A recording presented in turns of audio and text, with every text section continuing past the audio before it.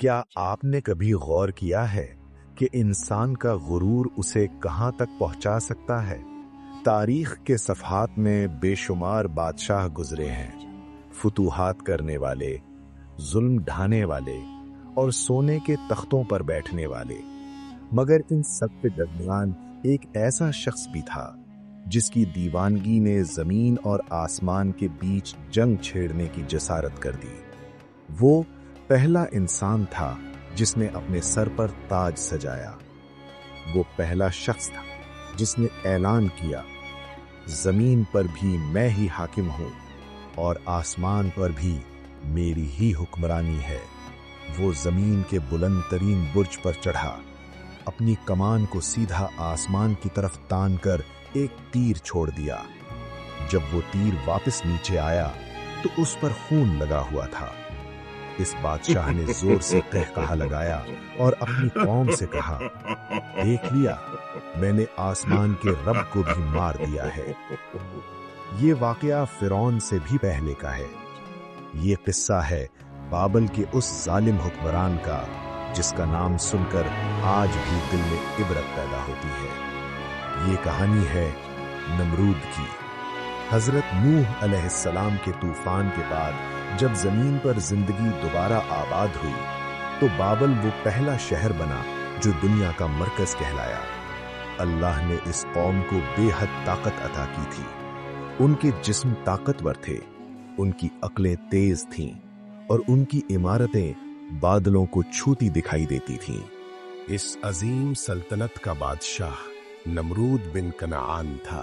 اسے دنیا کے 4 بڑے حکمرانوں میں شمار کیا جاتا ہے، 2 مومن اور 2 کافر۔ نمرود ان کافروں میں سے تھا جس کی حکومت مشرق سے مغرب تک پھیلی ہوئی تھی۔ اس کی طاقت کا یہ حال تھا کہ پرندے بھی اس کی اجازت کے بغیر اس کے محل کے اوپر سے نہیں گزرتے تھے۔ اس کے اناج کے گودام ہمیشہ بھرے رہتے تھے۔ لوگ دور دراز علاقوں سے سفر کر کے آتے تاکہ نمرود سے کھانے کے لیے درخواست کر سکیں، مگر یہی طاقت اس کے غرور کا سبب بن گئی۔ شیطان نے اس کے دل میں یہ خیال ڈالا، جو رزق دیتا ہے وہی خدا ہوتا ہے، اور اسی فریب میں آ کر نمرود نے اپنی رعایا سے کہا، میری ہی عبادت کرو، میرے سوا تمہارا کوئی رب نہیں۔ لوگ بھوک کے خوف سے اور اس کے رعب کی وجہ سے اس کے سامنے جھک جاتے۔ بابل کی گلیوں میں نمرود کے بت نصب کر دیے گئے۔ ہر طرف شرک کا گہرا اندھیرا پھیل گیا۔ ایسا محسوس ہونے لگا جیسے اب اس زمین پر حق کی روشنی کبھی واپس نہیں آئے گی۔ لیکن ہر ظالم کے زوال کی ابتدا ایک ڈر سے ہوتی ہے۔ ایک رات نمرود نے خواب دیکھا، آسمان سے ایک ستارہ نکلا ہے جس کی روشنی نے سورج اور چاند دونوں کو ماند کر دیا ہے۔ وہ گھبرا کر بیدار ہوا اور فوراً نجومیوں کو دربار میں بلایا گیا۔ نجومیوں نے خوف کے عالم میں تعبیر بیان کی، اے بادشاہ، تیری سلطنت میں ایک ایسا لڑکا پیدا ہونے والا ہے جو تیرے مذہب کو مٹا دے گا اور تیری بادشاہی کے خاتمے کا سبب بنے گا۔ یہ سن کر نمرود کا چہرہ غصے سے سرخ ہو گیا۔ اس نے فوراً وہی حکم جاری کیا جو صدیوں بعد فرعون نے دیا تھا، بابل میں پیدا ہونے والے ہر نوزائیدہ لڑکے کو قتل کر دیا جائے۔ ہزاروں معصوم بچوں کو قتل کر دیا گیا۔ ماؤں کی گودیں ویران ہو گئیں۔ نمرود کو یقین ہو گیا کہ اس نے اپنی تقدیر کو بدل دیا ہے، مگر وہ یہ بھول بیٹھا تھا کہ جسے اللہ بچانا چاہے اسے دنیا کی کوئی طاقت مٹا نہیں سکتی۔ اسی سال اور اسی شہر میں آزر کے گھر ایک بچہ پیدا ہوا۔ ماں نے خوف کے مارے اسے شہر سے دور ایک غار میں چھپا دیا۔ اس بچے کا بچپن وہیں تنہائی اور خاموشی میں گزرا، مگر یہ بچہ عام انسان نہیں تھا۔ یہ وہ تھا جسے آگ بھی چھونے سے ڈرتی۔ یہ وہ تھا جسے خلیل اللہ یعنی اللہ کا دوست کہا گیا۔ یہی حضرت ابراہیم علیہ السلام تھے۔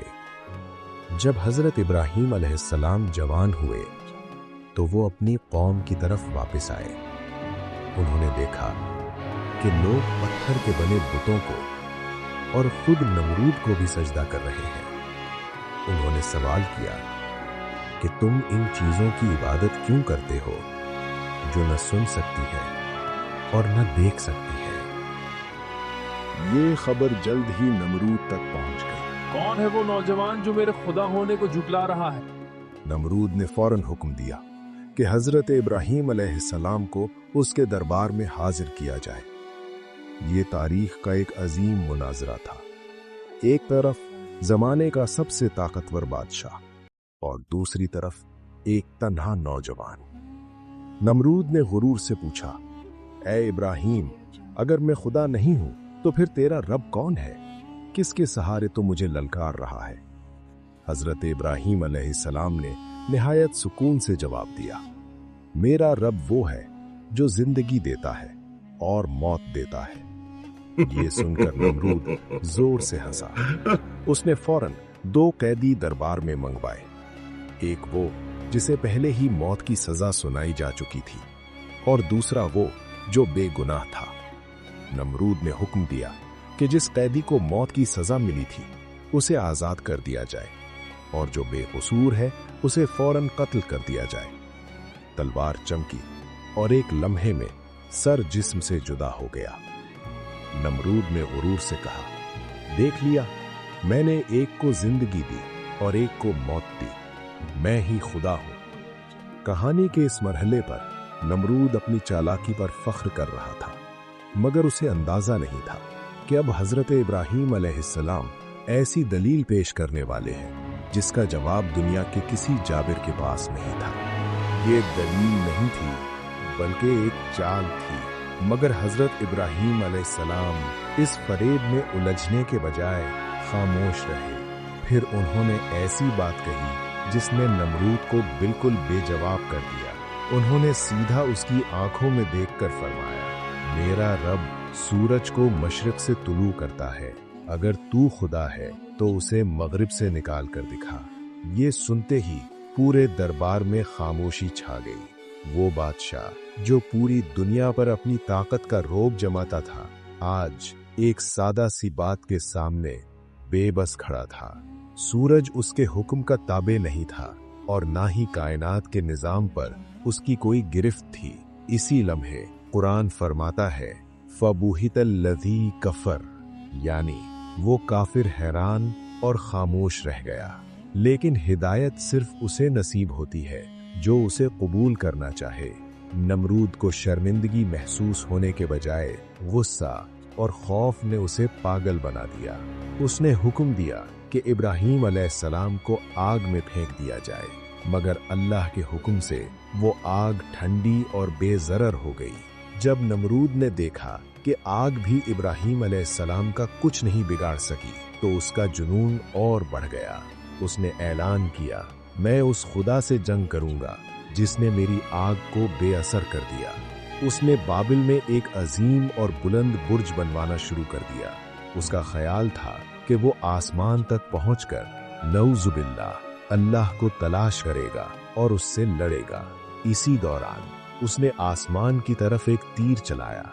जब वो तीर वापस आया तो उस पर खून लगा हुआ था और शैतान ने फौरन उसके दिल में ये ख्याल डाल दिया कि उसने अल्लाह को जख्मी कर दिया है। मगर अल्लाह की पकड़ बज़ाहिर मोहलत देती है, लेकिन जब आती है तो कोई बच नहीं सकता। अल्लाह ने एक फरिश्ता भेजा जिसने नमरूद को आखिरी बार नसीहत की, ईमान ले आ, तेरी सल्तनत बाकी रहेगी। नमरूद ने तकब्बुर से जवाब दिया, मेरे पास अपनी ताकत है, अपनी फौज है, मुझे किसी और की जरूरत नहीं। उसे 3 मर्तबा दावत दी गई और तीनों मर्तबा उसने इनकार कर दिया। आखिरकार नमरूद चीख कर बोला, अपने खुदा से कहो अपनी फौज लेकर आए, मैं मैदाने जंग में उसका इंतजार कर रहा हूँ। सूरज तुलू हो चुका था। नमरूद अपनी सबसे बड़ी फौज के साथ मैदान में खड़ा था। उसकी नजरें आसमान पर जमी हुई थीं, जैसे वो इंतजार कर रहा हो कि कोई फरिश्ते उतरेंगे या कोई आसमानी अजाब नाजिल होगा। वो अपनी तलवार लहरा रहा था कि अचानक उफक पर एक अजीब मंजर नमूदार हुआ। दूर से एक स्याह बादल सा आता दिखाई दिया। नमरूद के सिपाही खुश हो गए। उन्होंने सोचा शायद बारिश आने वाली है या शायद दुश्मन का कोई फरेब है। मगर जैसे जैसे वो बादल करीब आता गया, एक अजीब सी गूंज सुनाई देने लगी। वो बादल नहीं था। कहानी के इस मकाम पर दिल की धड़कन तेज हो जाती है कि आखिर वो कौन सी फौज थी जिसने नमरूद के गुरूर को मिट्टी में मिला दिया। वो परिंदे नहीं थे, बल्कि मच्छरों की फौज थी। अल्लाह ने कोई फरिश्ता नहीं भेजा, न तूफान, न शेर या हाथी, बल्कि अपनी सबसे छोटी और कमजोर मखलूक को भेजा। मच्छरों की तादाद इतनी ज्यादा थी कि सूरज की रोशनी मध्यम हो गई। अल्लाह ने उन पर वाज़ेह हुक्म दिया, इनका खून पी लो और इनका गोश्त खा लो। एक ही पल में वो अजीम फौज जो दुनिया फतह करने निकली थी, बेबस होकर खत्म हो गई। मच्छर उनके नाकों में, कानों में और जिस्म के हर हिस्से में घुस गए। लोहे की जबरदस्त वर्दियां बेकार हो गईं और चंद ही लम्हों में मैदान सिर्फ सफेद हड्डियों के ढेर से भर गया। नमरूद अपने महल की तरफ दौड़ा। वो वाहिद जिंदा बचा था। क्यों? ताकि अपनी आंखों से फौज की तबाही देख सके? नहीं, बल्कि अल्लाह ने इसके लिए एक और इससे भी ज्यादा दर्दनाक अंजाम तैयार किया था। पूरी फौज खत्म हो गई, मगर एक मच्छर, एक माजूर मच्छर जिसका एक पर टूटा हुआ था, वो नमरूद के पीछे आया। अल्लाह ने उसे खास हुक्म दिया और वो मच्छर नमरूद की नाक में घुस गया, सीधा उसके दिमाग तक पहुंच गया। और तब शुरू हुआ ऐसा अजाब जिसके सामने मौत भी राहत मालूम होती है। जब वो मच्छर दिमाग में पर फड़फड़ाता या काटता तो नमरूद दर्द से पागल हो जाता। उसे ऐसा महसूस होता जैसे हजारों हथौड़े उसके सर पर बरस रहे हों। वही शख्स जो कहता था मैं खुदा हूं, अब अपने अदना गुलामों के सामने गिड़गिड़ा रहा था। उसे सुकून सिर्फ तब मिलता जब उसके सर पर जूता पड़ता। जूते के मारने से मच्छर डरकर रुक जाता और नमरूद को चंद लम्हों का सुकून मिलता। जरा तसव्वुर करो, बाबिल का वो अजीम बादशाह जिसके सामने दुनिया झुकती थी, अब दरबार लगाता है ताकि लोग आएं और उसके सर पर जूते मारें। जितना सख्त जूता पड़ता, उतनी ही उसके मुंह से दुआएं निकलती थी। तारीख बताती है कि नमरूद ने 400 साल तक गुरूर के साथ हुक्मरानी की और अल्लाह ने उसे 400 साल तक इसी अजाब में मुब्तला रखा। 4 सदियों तक वो जूते खाता रहा, यहाँ तक कि उसका सर जख्मों से भर गया और आखिरकार जलीलो ख्वार होकर वो मर गया। नमरूद चला गया, मगर उसका अंजाम रहती दुनिया के लिए इबरत बन गया। सुभान अल्लाह, कितना बड़ा सबक है इस वाक़े में कि कायनात का मालिक जब पकड़ता है तो सबसे बड़ा जब्बार भी एक छोटे से मच्छर के जरिए जलील हो जाता है।